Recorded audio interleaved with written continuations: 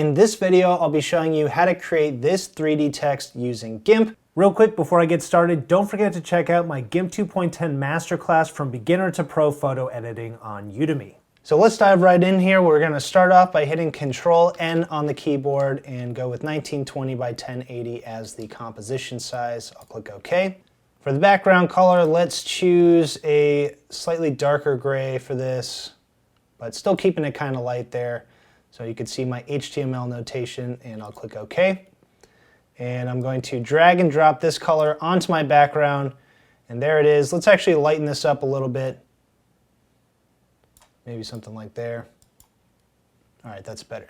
So now what I'll do is grab the text tool, and for this I use the Lobster font. This is a free font. You do have to download it from Google Fonts, but it is a free font. You can of course check out my tutorial on YouTube on how to download and install free fonts for GIMP.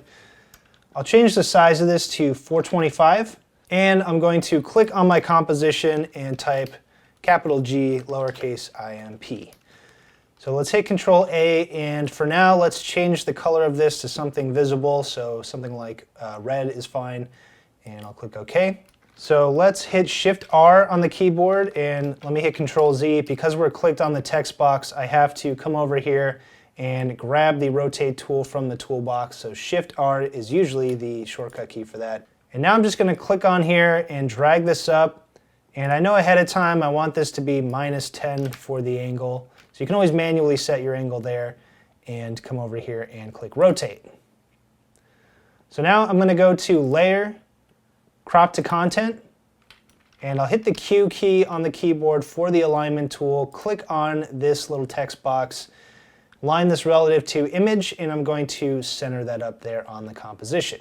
Once we've done that, we can change this back to the same color as the background, and then we're going to add some shading to help this stand out. So on the GIMP text layer, I'm going to lock the alpha channel, and I'm going to drag and drop this color here on my text layer, and come over here, unlock that alpha channel. So next what we'll do is start adding those shadows.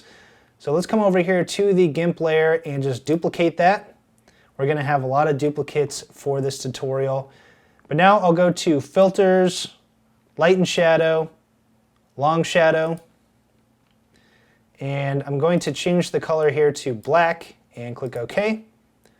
And the style I'll change to Fading Fixed Length, and I'm going to just shorten up the length of this a little bit, and you can also adjust the midpoint if you want, and the midpoint's going to bring in the point at which this starts fading out. And I do recommend saving this as a preset, so maybe we'll go with, I don't know, GIMP text shadow. It's very general, but there it is. And now I'm going to click OK. So we'll do the same thing but for highlights on the other side. So let's come back here to the GIMP layer, duplicate that, and I'm going to click and drag this to the very top. And I can hit Control-Shift-F to bring up the long shadow filter again. This time let's change the color here to white. Click OK. And I'm going to just bring this around to the other side, the opposite side. And I know ahead of time that this is -135 that I want to use. And I'm going to change the style to Fading Fixed Length again. You can go with the presets. I don't think we need that actually, but you know, we saved it just in case. But we're going to shorten the length of this. I want this to be a little shorter than the black. And then also, once again, we can bring that midpoint in slightly. And I'll click OK. So at this point, this looks decent, but we've got a lot of things overlapping, which kind of ruins the realism of it.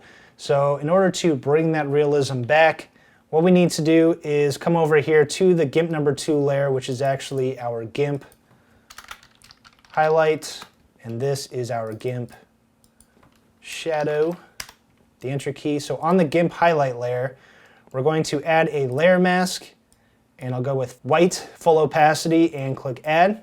And we'll hit the P key on the keyboard to grab the paintbrush tool, and I'm going to reset my colors to black and white, and let's keep this set to black actually, and increase the size of my brush slightly. And then you may want the hardness turned down pretty low. Let's get the force back up to around 50. And actually the hardness we can keep around 50.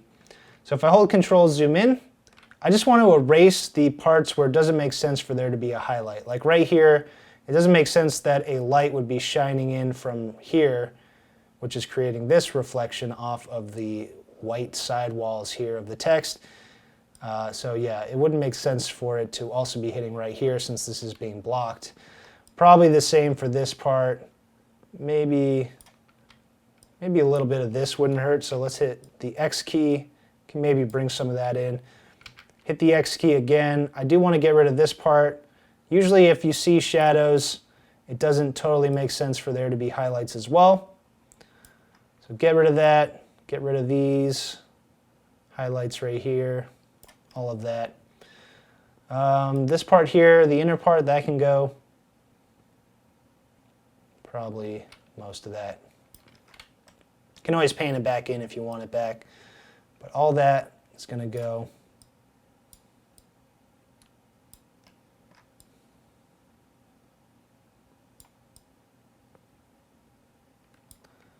And this portion here. Maybe all of that.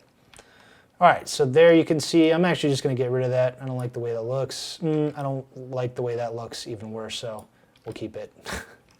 So there it is. All right, once we've done that, we're going to continue adding some detail here, and what I'll do is now add some inner highlights to this. To do that, I'm going to once again duplicate the GIMP text layer, drag it to the very top, and I'm going to hit the / key to bring up search actions and type bevel. So we're going to add a bevel to this, and I'll start with a thickness of 10, and I'm going to uncheck work on copy. That's just going to create a duplicate composition. We don't need to do that, but I'll click OK, and that's going to apply a bevel to this. So here we have our bevel. Let's come over here, rename this bevel 1, hit the Enter key. So what I like to do with this is come over to the bevel 1 layer and change this to lighten only, and that gets rid of the darker parts at the bottom. So now we only have a top highlight here, and you can see that's what it looks like before, that's what it looks like after. You can also adjust the opacity if you want. So let's repeat that again. So we'll duplicate the GIMP layer, bring it to the very top, and / bevel, double click on that. This time we're going to change it to 1 and click OK. And that's just going to give us a really nice tiny outline there around these portions here around the outside. So let me hit Control-Shift-J to center us up here. So let's add one more bevel to this, but we're going to use it as a shadow this time to our GIMP text. So come over to bevel 1. You can actually change this to bevel 2, by the way. So come over to bevel 1. We're going to duplicate that. Let's name this bevel shadow. Hit the Enter key. Bring it to the very top. So now I'll go to colors, invert, and let's bring the opacity of this up to 100. So now let me come over here to the toolbox and grab the move tool. And I'm going to change this so that it says move the active layer. I already have it set to that right now, but for you guys, switch from pick a layer or guide to move the active layer. And I'm going to let's off center this just a tiny bit right now. And then let's move this below the GIMP highlight layer. And even though it's below all these other layers, because we have the move tool set to move the active layer, we can still move this around and just position this to how we want it. And adding this second drop shadow is going to just add to the realism of it. And once we have it in place, what I can do is go to Filters, Blur, Linear Motion Blur. And we've got this little on-canvas control here, so we can click and drag that, and you can see what that's doing.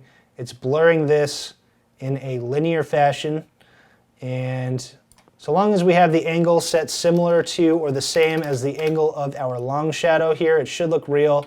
So in our case, let's go with 45 degrees on that. And you can also adjust the length of this through the slider. So this slider and these two little handles here do the same thing, but I'll click OK. And finally, let's come over here to the GIMP layer. And what I'll do is create a new layer and name this Inner Shadow. Hit the Enter key. I'm going to Alt-click on that GIMP layer there. Let's click and drag this up to the very top, and I'll hit the G key on the keyboard, and that'll grab my gradient tool. Let's change the color of this to foreground to transparent for the gradient. The shape is still set to linear, and we're going to try to match the angle here, or just match whatever angle this looks best at. Something about right there.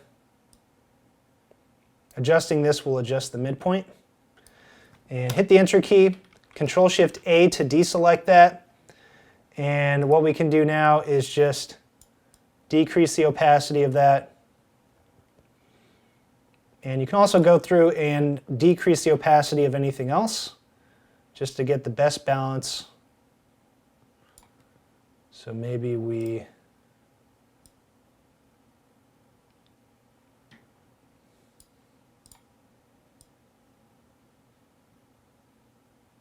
lighten everything up a bit. And there's our final 3D text composition. All right, so that's it for this tutorial on creating 3D text using GIMP.